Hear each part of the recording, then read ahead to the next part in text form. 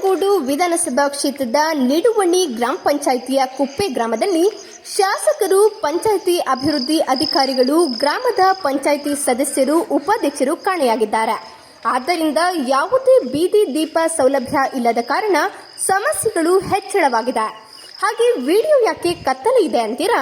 ಗ್ರಾಮದಲ್ಲಿ ಬೆಳಕು ಇದ್ರೆ ತಾನೇ ಬೆಳಕು ಕಾಣೋದು.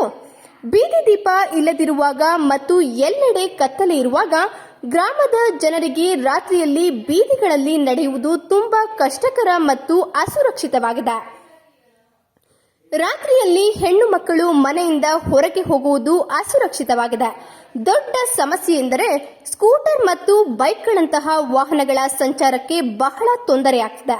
ಈ ಕುರಿತು ಮಹೇಶ್ ಗಂಗೋತ್ರಿ ಮಾತನಾಡಿದ್ದು, ಒಟ್ಟಾರೆ ನಾವೆಲ್ಲರೂ ಇದರಿಂದ ನಮ್ಮ ದಿನಚರಿಯಲ್ಲಿ ತೊಂದರೆಗಳನ್ನ ಎದುರಿಸುತ್ತಿದ್ದೇವೆ. ಆದ್ದರಿಂದ ಈ ಬೀದಿ ದೀಪದ ಸಮಸ್ಯೆಯನ್ನ ಪರಿಹರಿಸಿ ಮತ್ತು ಬೀದಿ ದೀಪವನ್ನ ಆದಷ್ಟು ಬೇಗ ಅಳವಡಿಸಬೇಕೆಂಬುದು ಭೀಮವಿಜಯ ಮಾಧ್ಯಮದಲ್ಲಿ ವಿನಂತಿಸಿಕೊಂಡರು.